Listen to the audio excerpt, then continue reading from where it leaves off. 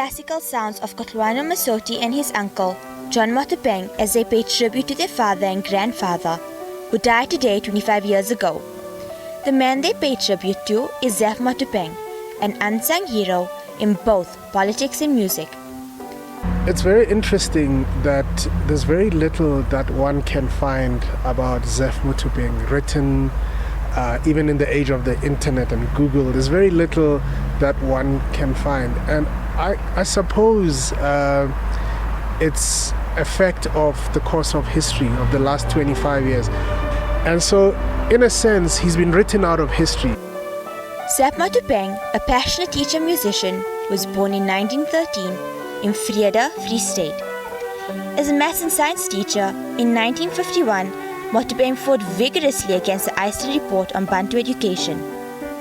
After abandoning his teaching, he devoted his energy to rejecting Bantu education and overthrowing white domination in South Africa. Although he encountered a series of arrests, sentences and imprisonments at various stages during the apartheid regime, it is the memory of the 1976 trial that is still vivid in his daughter Sheila Masote's memory.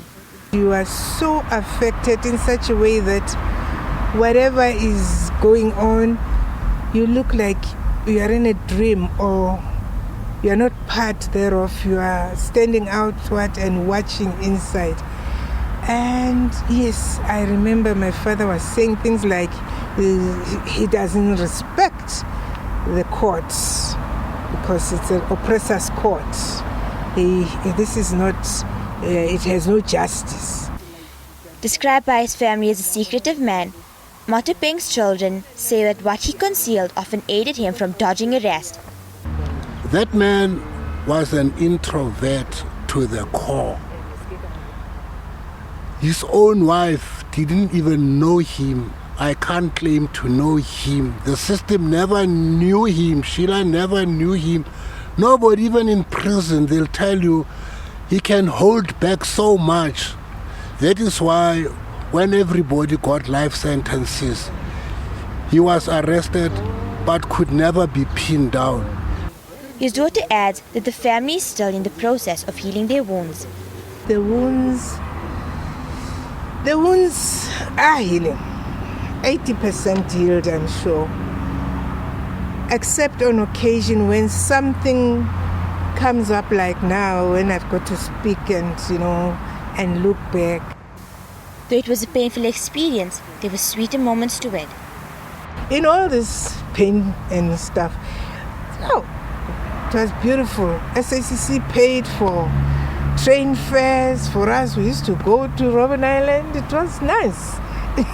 Yeah, it was a trip. Who would give me a trip otherwise? Yeah, I'm just adding that to say, even in the darkest hour, make a gleam of light. Make it visible for yourself. Look for it, and that's what will help you in life. Don't give up. What helped the family get through tough times was Motopeng's musical influence, not only on them, but the community as well.